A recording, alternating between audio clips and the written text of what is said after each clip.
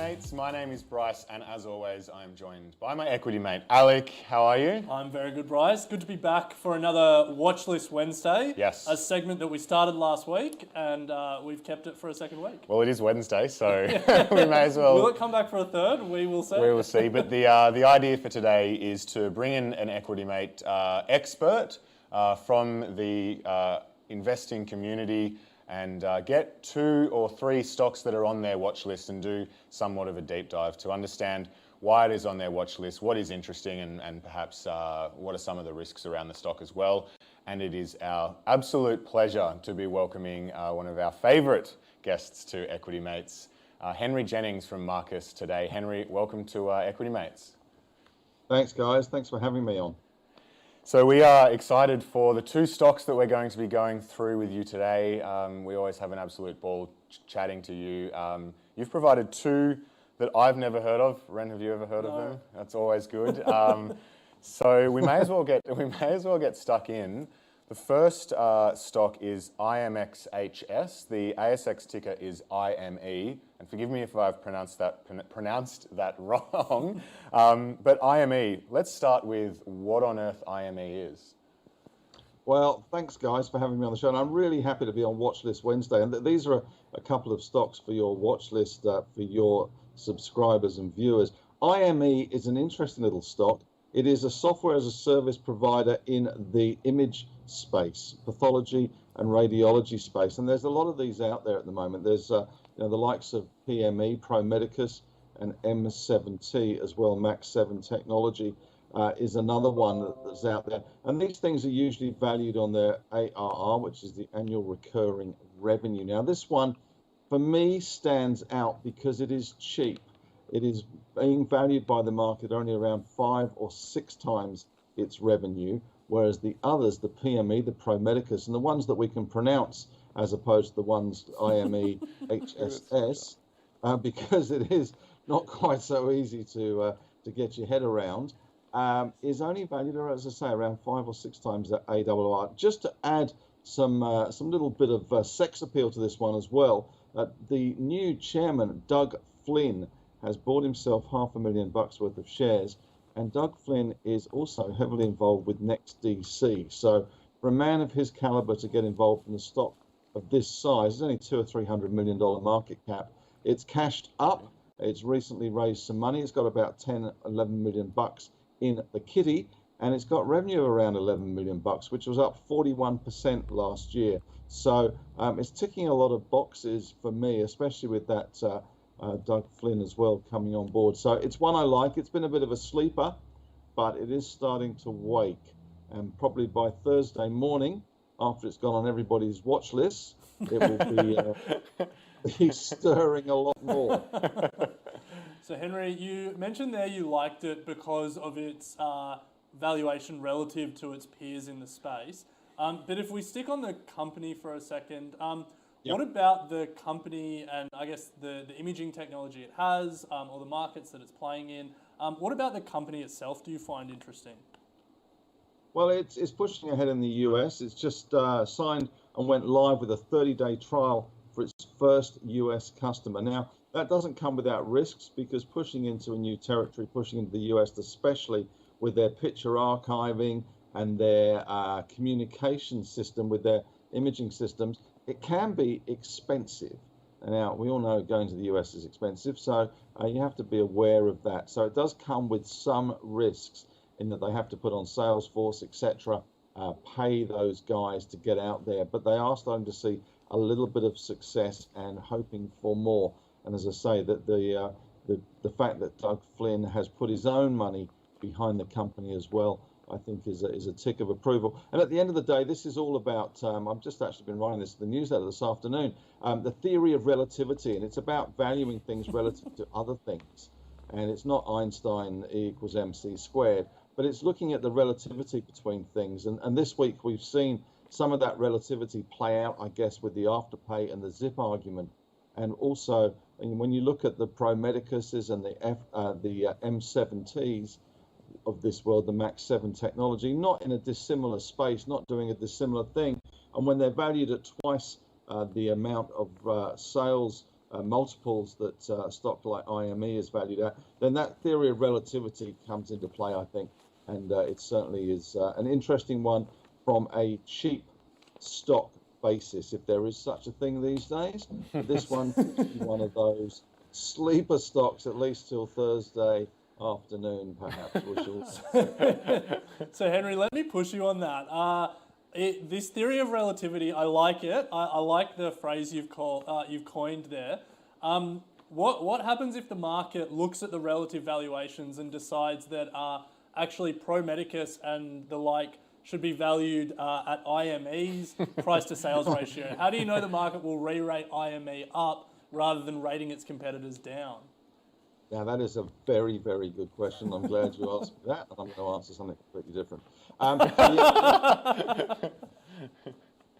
Isn't that what politicians do? The answer is, I guess, at the end of the day, is that you can't really tell. And what a lot of professional traders will do is they will look at the relativity and they will sell. This is where hedge funds originally get their names from, because they hedge. So they would be long IME, for instance, and short Pro Medicus on a valuation basis, that relativity of the valuation. Now, I'm not saying that Pro Medicus will go down or is overvalued, but just looking on it on that basis, and Pro Medicus is probably a far more well-known stock. It's been around for a long time and very much followed by the market, whereas I think IME, it's fair to say, is not really followed by the market. So maybe the valuation of Pro Medicus is a little bit more entrenched, and we can see a timeline with IME as they start to push out into the US. Maybe that revenue multiple that they are trading at the moment, which is a discount, will start to sneak up towards, it won't get to 10 maybe because Pro Medicus is a much bigger company and further down the track, but it might get to 7 or 8 as opposed to 5 or 6. So with that sort of multiple, it certainly would give the stock a bit of a good uplift, that's for sure.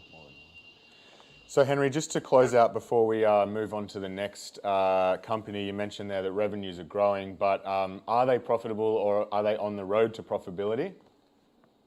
They are, like lots of companies on the ASX, on that road to profitability.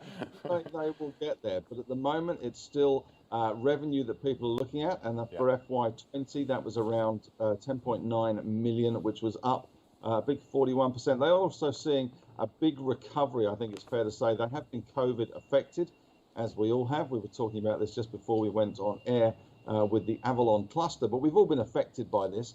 And these guys are starting to see a sustained recovery in those imaging volumes, which they saw in December. So that is good. So they've got strong sales momentum going forward. So it is one, I think, that's going to start popping up on a lot of people's radars. And as I say, on that theory of relativity, it does look a little bit cheap compared to its peers. Well, Henry, I like it. A company that has 41% revenue growth is obviously nothing to complain about, and I think it will be added to a lot of people's watch lists. But we'll move on to the second company that you gave us that's on your watch list, and that is Calyx Limited, ASX ticker code CXL. Apologies if I mispronounced the name of the company. Can you tell us a little bit about what CXL does? Yeah, I think it's best summed up by its mission statement. It says that we have only one Earth, Mars is for quitters, and it's pretty much involved in being. It's a very ethical company in a lot of ways. They're looking at a new. They call it a calciner, which is like a new kiln. Now, kilns have been around for a long time. Now, you may not know this, but cement is the second most used commodity in the world after water. And cement factories and cement production gives off an awful lot of carbon dioxide. So these guys have come up with a new way of using their technology in a kiln to actually take out that carbon dioxide. And really, I guess it's a carbon capture story to some extent, but also there's a number of other things that these guys can use their technology for, including advanced battery materials as well. So there's certainly some very good potential for this. It's a little ways away. I did actually do a podcast with the CEO, Phil Hodgson, last week, which was really good. I chatted to him for about half an hour about the process. It is a process, it's a chemical process. They've got a plant in Bacchus Marsh, and there is a big push in Europe, of course, to take the CO2 production, which occurs during making of lime and cement, out of the process. So this is where these guys come in. They're involved in a project in the Europe called LILAC, LEILAC, which is all about low emissions and capturing that carbon and making sure that it doesn't pollute the atmosphere. So as their mission statement says, Mars is for quitters, and these guys are trying to solve a number of environmental problems using this Australian invented calciner, which is actually a new breed of kiln. It's quite technical. They're obviously a long way away from actual getting money in the door, but what they do have is a royalty model, and they've got 2 deals with European companies, with Heidelberg and Cemex, which are both massive cement making companies in Europe. And basically they will take a royalty and also be part of the sort of the as a contractor, doing all the sort of the technical know-how, but not taking the risk in actually building these kilns. So they've got one in Bacchus Marsh, which is a pilot plant for actually manganese, because it depends on what you drop in the kiln as to what comes out the other end. But the biggest thrust, I guess, for the company at the moment is the cement market, and the fact that it produces so much CO2, and that I think it's the 3rd biggest emitter of CO2 after humans and cows, the cement production. So it is a big problem, and of course with Europe going green and the world going Biden green, then this has a big part to play.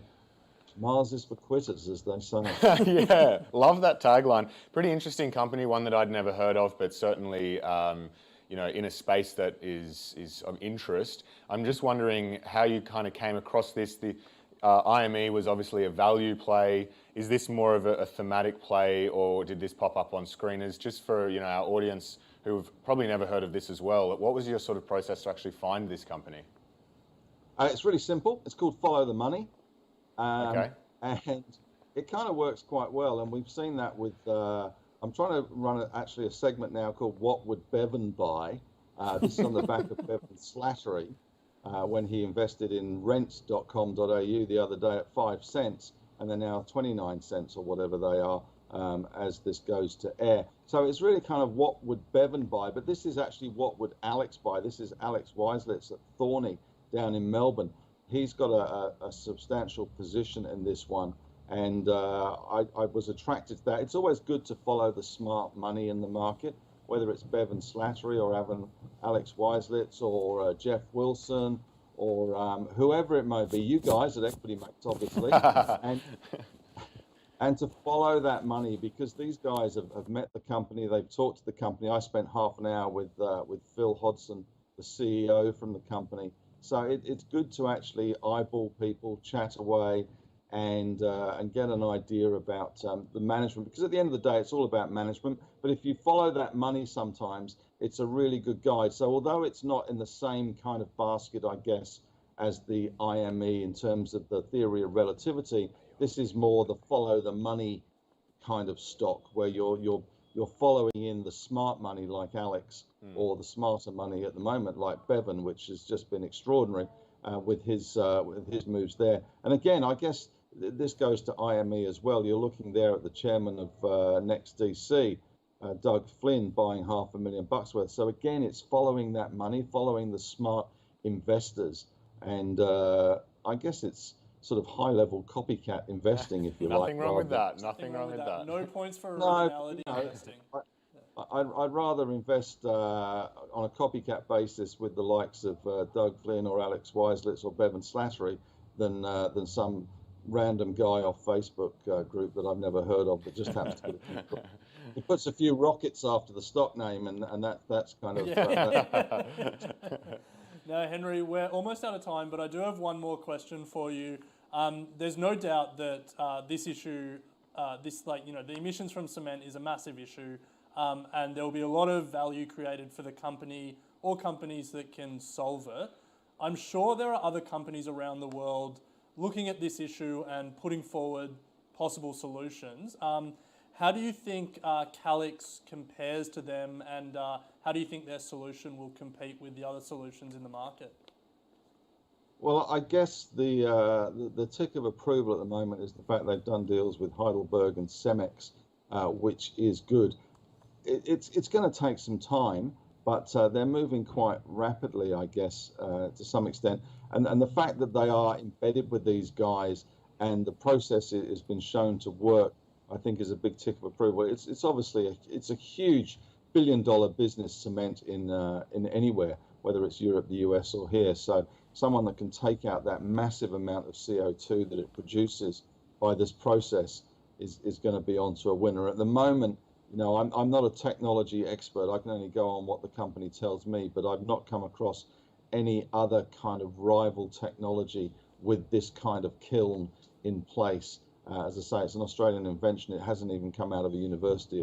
It came out of you know, guys actually on the job using this for real. So it ticks some boxes. It's had a relatively good run. It seems as if it could have more to go, and you can see the timeline as we get closer to getting these plants up and running across Europe and the rest of the world. That royalty stream will just kick them higher, and it could be a big winner for them. Nice. Well, thank you so much, Henry, for coming on Watchlist Wednesdays. I'm sure that it will not be the last time that you are joining us, because you always come up with not only stocks that we've never heard of, but stocks that are also incredibly interesting. So we will be adding them to our watch list. But again, thank you for joining us. My pleasure, guys. Thanks very much for having me. And that brings us to the end of Equity Mates for today. We hope that you were able to get something out of that helps you on your investing journey. If you would like more information about us, head to equitymates.com, or you can hit us up with an email at contact@equitymates.com. And tomorrow we'll be back here, same time, same place, where we'll be talking about some of the things we've been reading and learning over the past few weeks, including Howard Marks' latest memo. Warren Buffett once said when he sees Howard Marks' memo in the mail, it's the first thing he reads. So you can hear us discussing it and hopefully learn a thing or two from that memo and from our discussion around it.